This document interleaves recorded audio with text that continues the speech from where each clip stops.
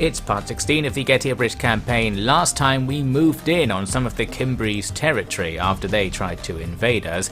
We just left their army alone for a bit, and went on to fight a decisive battle against the Hereskos Confederation, which effectively destroyed their faction. Then we resumed our war with the Cimbri, we took out their main army with ease. Now we need to go and finish them off really. We're a couple of turns ahead actually from where we were at the end of the last part, since nothing happened. As you can see, I'm currently begging Rome to be my friend and offering them tons of cash, but they're not interested. I would really like non-aggression with them because they're really powerful in comparison to us, and they're not that far away either. Anyway, while the turns that we skipped were going on, I moved over my army with all the slingers in it, actually my first army still from the beginning of the campaign, to come over and finish off the Hereskos Confederation, who are still raiding me in the wilderness, as they have been doing for many years now. So we killed them, but unfortunately now that I'm in the wilderness I will take attrition for that turn. We also killed nearby a rebellion in Magna Germania, so that moves us towards a bit of stability in the region. My stack of trash that I had in the area is going to go away now. Well, it's going to be downsized, that is. I'm going to downsize it to just a small stack of trash for patrolling purposes. All of the good units that were in the army were moved over to the nearby King's army, making his force a bit better. Something suspicious happens now. Our Getanis allies suddenly decide to end their military alliance with me. We have really good relations, but they also have the aggressive and treacherous traits there, so it seems like they're probably planning to stab me in the back, and very much in the back as well, given their position. But the joke's on them, because now I'm just going to attack them right away and bring them down, because that was pretty annoying, and taking their territory would make my territory neater. I can't recruit a new army to attack them because we've reached the army limit due to my use of governors. They count as armies in the game's caps. So we're going to take one of these governors and turn him into an actual army on the way towards the Kotanis border. We're also now advancing into the Cimbri territory. They do have an army on the road in front of us that's currently recruiting, but with our second army here ready to support next turn, that shouldn't be too much trouble. At a kink, the remnants of the official kink-shaming force are now going home. A kink is now a stable utopia, I believe, just with nobody living there, and the remnants of our army will move to the eastern front, ready to prepare for my planned war against the Royal Scythians, although we're still a ways off yet, because I want the guys up in the Cimbri territory to come back down for that as well. In terms of tech, if anyone was wondering, right now I'm focusing on getting the things that reduce empire maintenance and increase cultural conversion. We're trying to make more money and turn everyone into Getae people, so we have more recruitment options and better public order. It does mean we're not unlocking many buildings, or any buildings, so our economy isn't going to be developing very much anytime soon. Anyway, as you can see, the Cimbri army that was on the road between me and their final settlement just isn't there anymore, so I just ran down the road. There was no ambush or anything, and here we are at their settlement. We can use a night attack to cancel out the few troops they have outside. That balance bar's really good, but the auto-resolve is horrendous. Looks like we're going to lose either a third or half of our troops doing this, which we don't want to do since we may end up fighting their actual troops outside the town soon. Thus, a quick manual resolve is in order.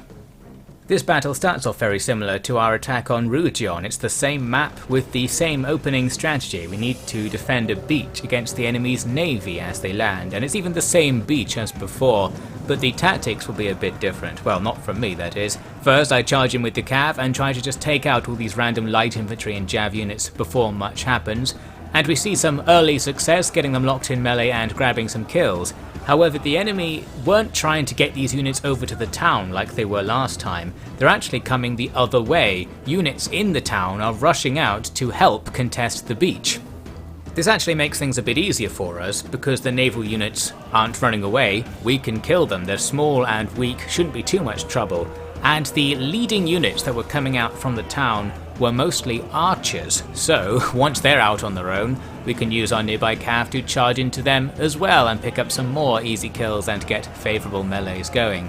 We also lock down the enemy admiral from their fleet over here by the boats, and we'll soon have the chance to surround him and grab ourselves a nice kill for the morale debuff.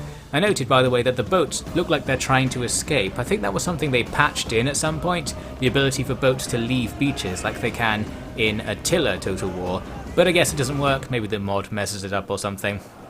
Anyway, as you can see, everything is piling out towards this beach, and we've got everything kind of locked behind this one unit of phalanx. They can't bring their garrison out, and they haven't thought to go around them yet. So that means most of their troops are doing nothing, helping us out quite a bit. There goes their admiral once I eventually bothered to surround him. Now we can commit everything to fighting this blob. We've also got some arrows we can waste, so we'll shoot into the blob. Probably going to be hitting a lot of shields here, but not going to bother microing to get anything good by the looks of things. I'll just leave my men to it and see what happens. Here's another case where we need to not be in shield wall for this attack to work really. Since some guy on the end of the line is fighting, the rest of the unit is content to think it's in melee and just does nothing, so we're not achieving very much. We've also captured the town, by the way. Not that that does anything, I believe the capture point has no effect on units that aren't on the capture point in this game, so that doesn't really help us out. What does help us out is pressing Ctrl A and starting to do some attacks. I charge in with the archers after a while and eventually get some cav in behind this block, which was quite hard because there are lots of invisible walls near the edge of the water, but finally we get back there. Once that's achieved, the block begins to rout, and they're routing while totally surrounded by tons of stuff. That's an absolute slaughter.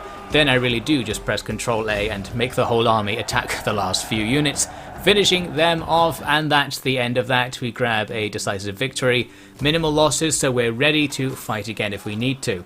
Now this is the last part of Magna Germania, so we'll go in for the Occupy. It's also the last territory belonging to the Cimbri, so now they're going to be taking attrition on their remaining forces, and you can see those forces, they're at the top right. It turns out they left the road and went to stare wistfully off to sea.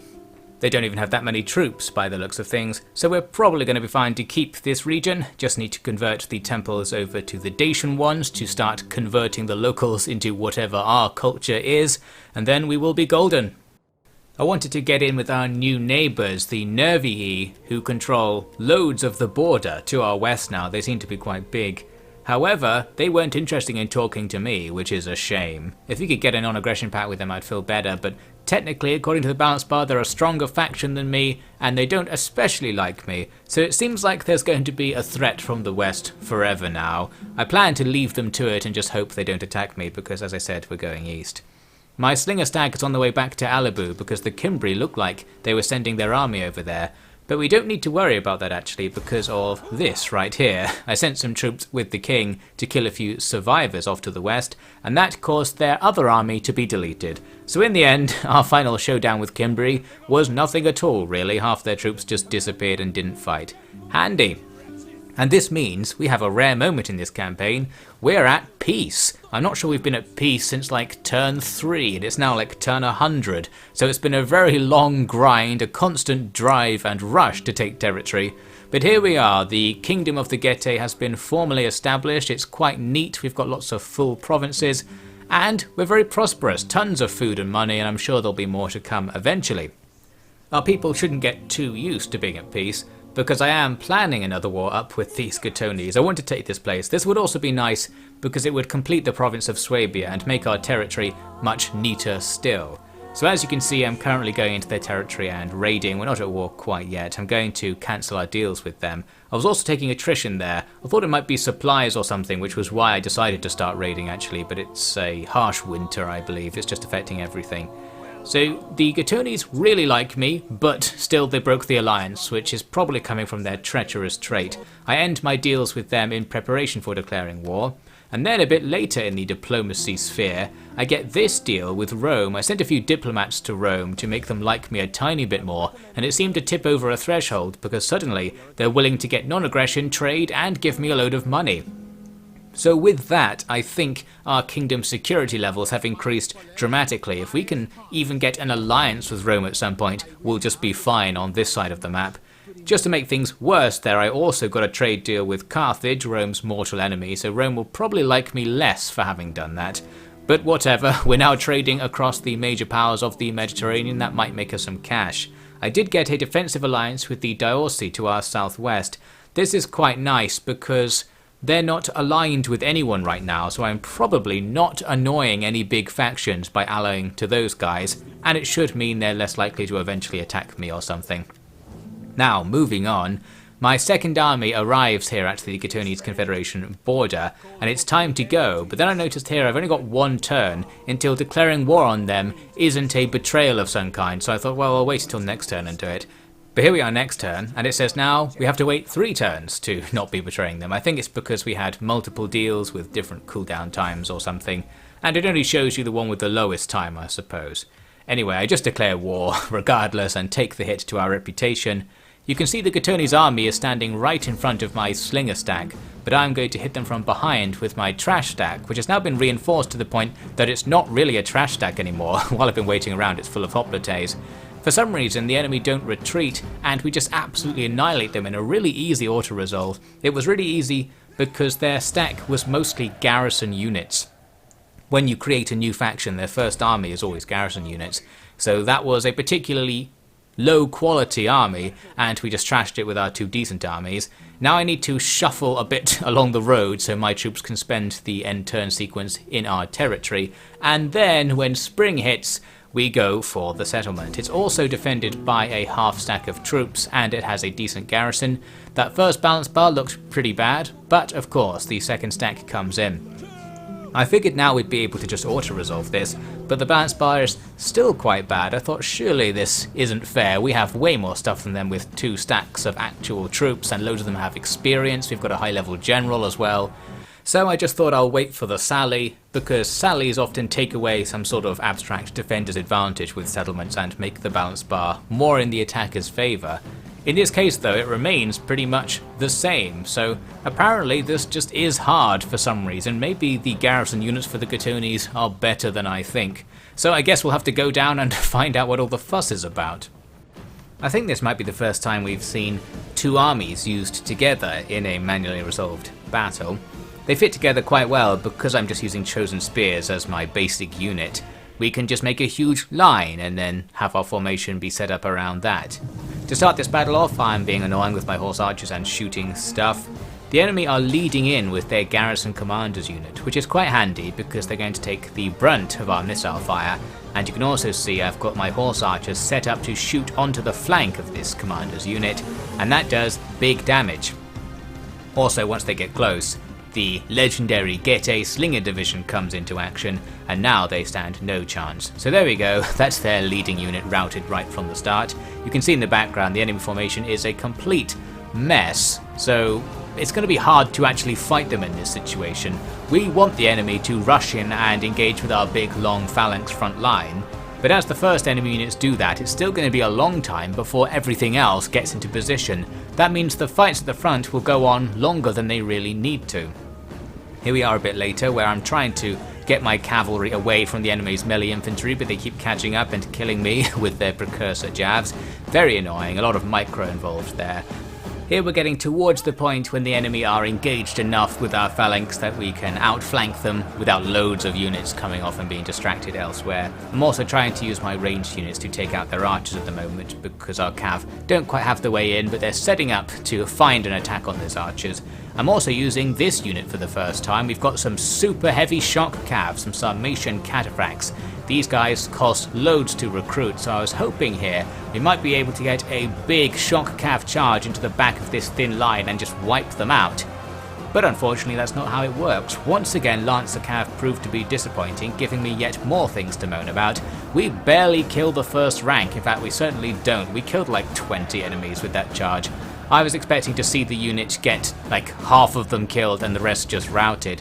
Unfortunately, it doesn't quite happen, so I get out of there, but we do rout that unit from the front in the end. In the meantime, my scout cav are marauding around in the enemy's rough centre now, taking out the millions of archer and jav units that were hanging around. And there's that rout starting on the right as the Sarmatians slink back in to pretend like they had anything to do with this. We'll grab some free kills and get ready for another charge. The main thing I'm doing while playing is frantically microing over here, where I'm trying to get my men around the enemy's uncommitted melee units to get more hits on the enemy's skirmishing units. But here's an example of that failing, accidentally running into the front of a melee unit. They were probably hidden and appeared right in front of me or something. On the right flank we had some berserkers, some mercenary berserkers I think, and I threw them into the fight to see what they would do, and really they didn't do very much, but at the same time we're throwing in our scout cav to rear attack stuff. You can see the summation cataphracts are already in there, having failed to do anything with their charge. So yes, very disappointing stuff. Also, I guess it's surprising that we're not getting as many routes as we should do here. I feel like with these garrison units being totally surrounded and hit by cataphracts and berserkers, they should be routing or dying faster, but unfortunately they are hanging on. Still, one by one, they're going to go over the course of a few minutes, so we'll get somewhere with that. Also, my general has now joined the battle, going out to take part in the fight against the enemy's archers. He's a good one to use, because it doesn't matter if he gets caught by melee units, since they basically can't kill him. I was checking out the berserkers here and noting how they seem to be the least berserk unit on the battlefield. They are chill, they barely care about this fight. Which is a little bit disappointing. I feel like I've got some false advertising going on, not just with the berserkers but the cataphracts as well. They weren't really as shocking a unit as I thought. Looks like my slingers there are absolutely pounding some random dead unit out in the background, while the rest of the enemy army is pretty much surrounded. So from here, we'll kill enough of them to get that army losses chain route going. Our slingers are having no mercy. They're killing that unit to the last man. A massive waste of ammo. Need some more micro there to sort that out. But our slingers should have their fun, really. They are the heroes of our kingdom.